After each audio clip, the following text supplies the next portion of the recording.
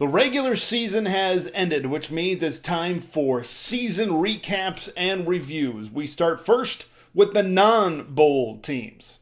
I don't think Indiana is going to go to a bowl, right? 2-10 season. And this was a pretty awful season. Tom Allen, 2020 Coach of the Year. This was an Indiana team that was ranked coming into 2021. A lot of their success in 2021 was dependent on what they got in 2020, and that was Michael Penix.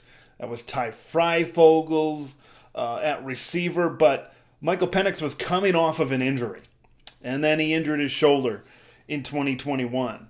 And I'll get to the future of the program in just a minute, but Michael made this team run in 2020. It was his ability to make plays with his legs. It was his ability to throw the ball down the field that really made Indiana what they were in 2020. And then when he's recovering from an injury and maybe it didn't look like he fully recovered, and then, of course, the shoulder here in 2021, you can't help but ponder the future. And then you go down to Tuttle, right? You go down to Jack Tuttle. You saw the freshman Donovan McCulley get some reps. He's the future of the position for Indiana, the 4-star recruit out of Indianapolis.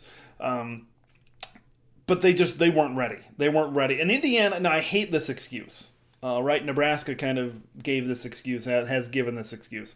The schedule was tough.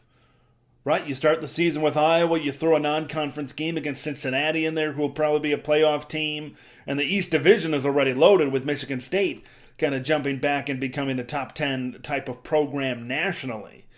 But I don't even know if this would have mattered. You throw Indiana in the West, and I still don't think that they would have beaten the Minnesotas of the world. They wouldn't have maybe beaten other teams. They might have beaten Nebraska because Nebraska would have found a way to lose, but I digress. So what did Indiana do? They go out, Tom Allen, right after the old Oak and Bucket game, fires offensive coordinator Nick Sheridan, takes a pay cut, right? This is what Jim Harbaugh did. This is what Scott Frost did. And now Tom Allen is going to do it. It's the trend, right? You have a coach that you want to keep there. Most of the time, they're the alma mater. See Frost, see Harbaugh, see Allen. And they want to keep him there because they want it to work. And that's exactly what's happening with Tom Allen. He's going to take a pay cut here.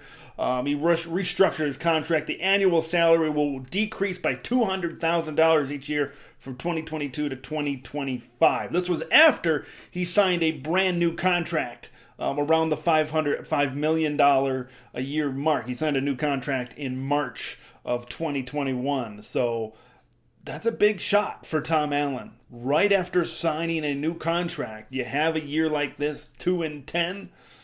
Unacceptable.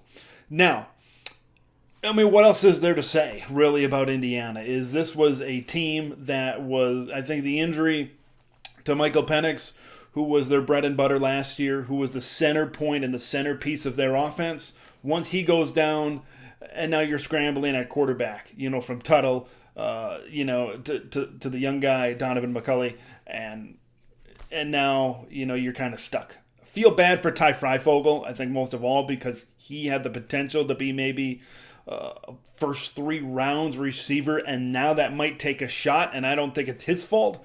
I think it's the injury at the quarterback situation and just the lackluster offense this season that took a step back. There were times where they were in some of these games, right? They played Michigan State tough this season, but they didn't have enough consistency and continuity on offense to really make a difference, and that's why they're firing Nick Sheridan. Tom Allen says we need a reset. We need a complete reset on the offensive side of the ball. Let's look to the future for the Hoosiers. Is McCulley the guy? Penix and Tuttle also have an extra year of eligibility. They can come back for one more season. So the decisions have to be made. If they want to do a reset, do you hire an offensive coordinator to get the young guy Donovan McCulley in there, or do you try to give it one last go with Jack Tuttle or Michael Penix? And if you don't give them a go, you got to think those two guys, or at least one of them, is going to hit the transfer portal. No question about that.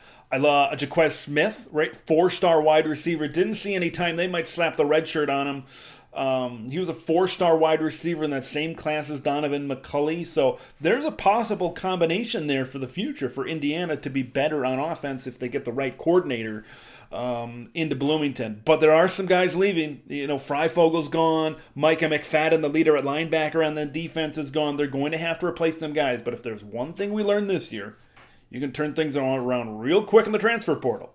And Indiana might be one of those teams that says, hey, we might have something at quarterback. Maybe we add a couple more guys.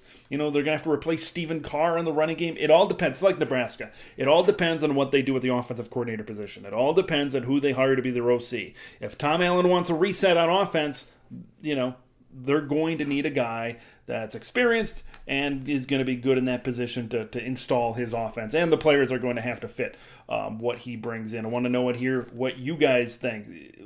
Was this expected by some of you? It wasn't expected by me. I thought Michael Penix was one of the better quarterbacks in the Big Ten entering the season. Go back and look at the videos.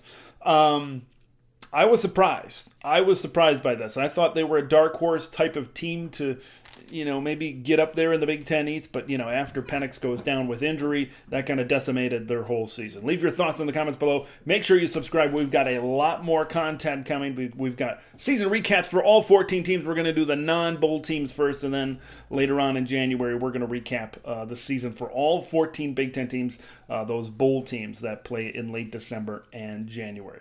Remember, subscribe and follow on Twitter at Big Ten Ted. We'll see you in the next one.